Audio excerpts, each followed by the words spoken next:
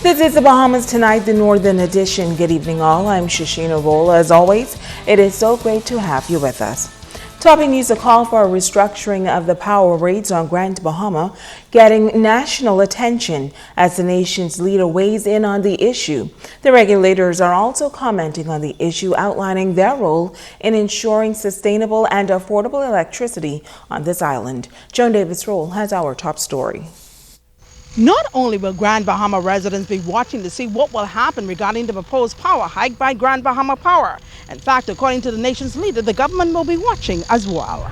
We are aware of what Emera is proposing, and we, in talking with our own people who are providing the transit arrangements for Power Secure, who we will form a new company, Bahamas Power and Light, the new BEC. The board is appointed, and I expect therefore discussions to be held with Grand Bahama with a view to ensuring that there is a compatibility of policies and a compatibility of offerings. In other words, what we're offering to the people of the Bahamas will be matched by what Emera offers to the people of Grand Bahama. We've been encouraging them to seek lowering the costs even further. We know that they were interested in securing natural gas.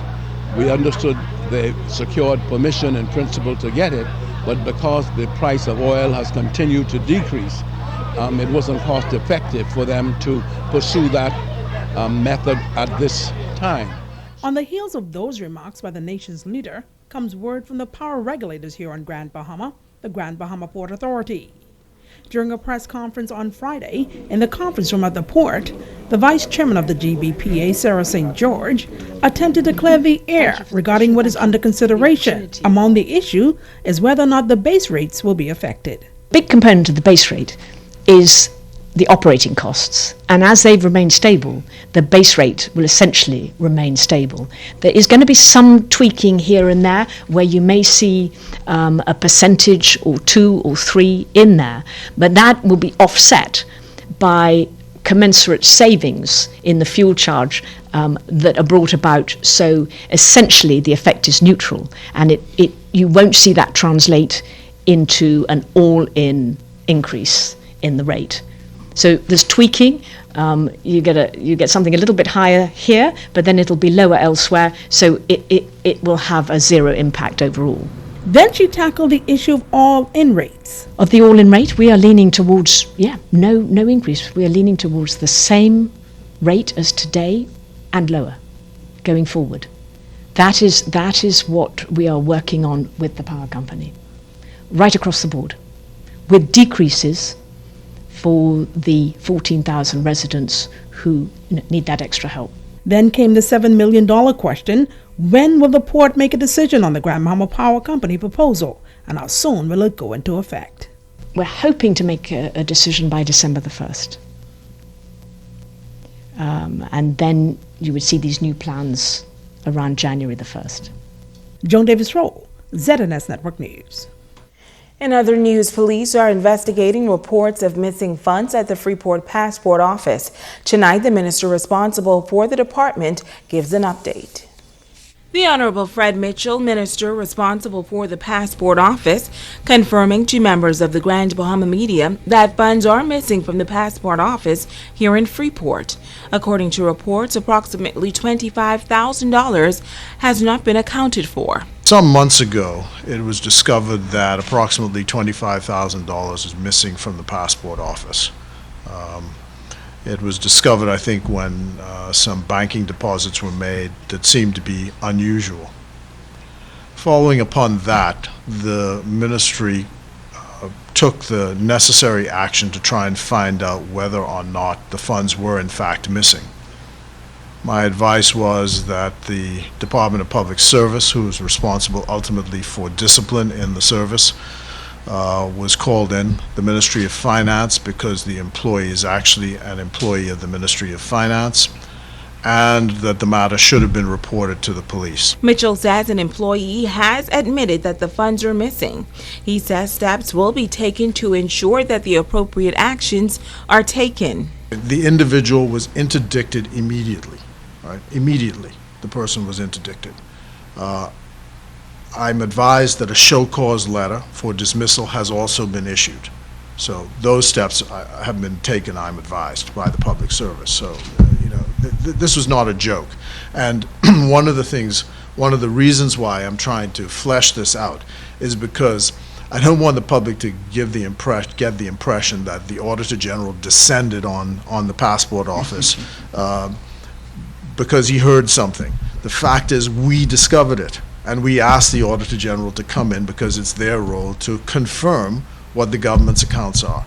Minister Mitchell says that some changes may come about as a result of this latest situation. I'm told that there was a comprehensive meeting held by the Ministry of Finance with all the staff to go over the rules and regulations.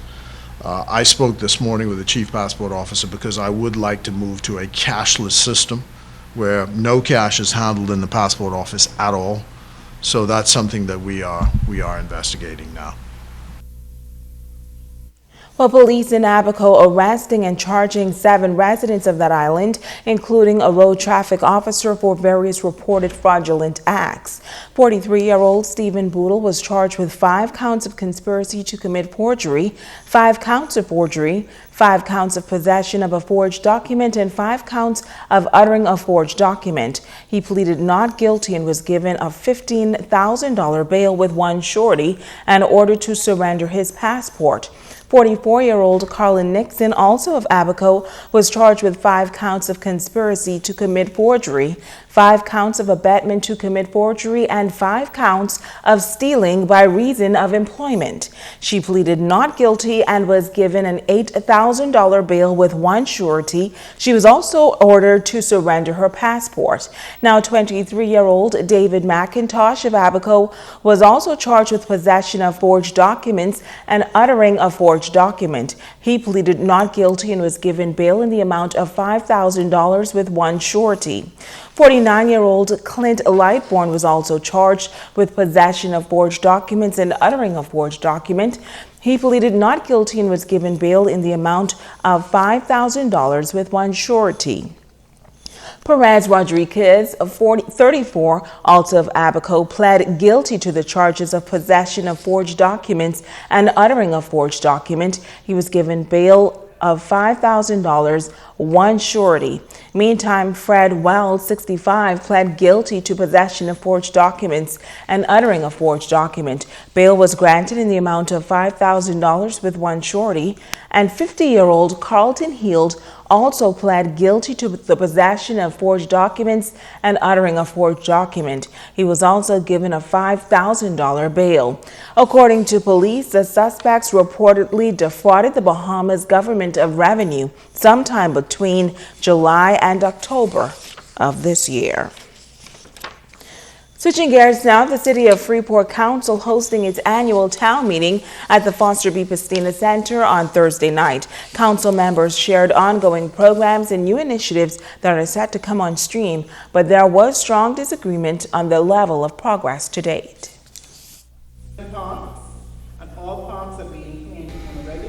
A handful of the community was in attendance as the members of the City of Freeport Council gave an overview of programs and new initiatives that are set to come on stream during its annual town meeting. The breakfast program with several of the churches within the community. We initiated that program because we understand that breakfast is the most important meal of the day. And while we are not able to really get out there on our own as we'd want to, it's only fitting to partner with those local churches. Another one would have been to assist the senior citizens in the nursing homes.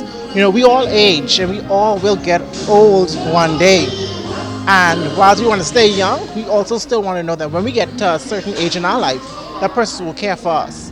And so we partnered with all the nursing homes within the City of Freeport Council by giving them a donation.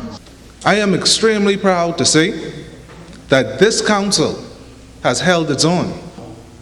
Going forward, we should expect great things from Freeport sister cities. And we hope that the progress that they make can now benefit not just the certain area of that city, but the entire island by a whole. My accomplishments to date: Malibu Reef, myself, along with the Member of Parliament, Mr. Nico Grant, and Sanitation, we did a cleanup campaign of the Malibu Reef area. We also installed street signs in the Malibu area, Imperial Park, and Sunrise Subdivision. But one councillor disagreed. Councillor for Central Grand Bahama, Fraser Gibson, told those in attendance that the council has failed. However, Chief Councillor Shavita Campbell disagreed, noting that while the team has had its share of challenges, they have seen many successes along the way. We have failed you. I have failed my residents of Central Grand Bahama due to the infighting for months that we have endured. Therefore, work could not be completed the way that it ought to have been. We've not failed. Fail is just something that one believes in. Fail is not a word that I tend to use. I just tend to use it's challenging. And whilst it's challenging, I will accomplish the task that's put before me, regardless of the issues I have to go through. Residents were given an opportunity to ask questions to the council members. However, it was notable that 3 councillors were not present. One resident was not too happy. And I wondered, was there something more important this evening that they thought they should be there rather than be here? Because after all, this is a responsibility. They were elected. And if they don't feel like that they are capable or can put it on their calendar, take time out to do that, then you should move over and give it to somebody else. You may recall that the City of Freeport Council has had its share of challenges this year. However, the councillors have pledged that they hope to leave the City of Freeport Council much stronger than they met it. Stay with us. There's more news on the other side of the break.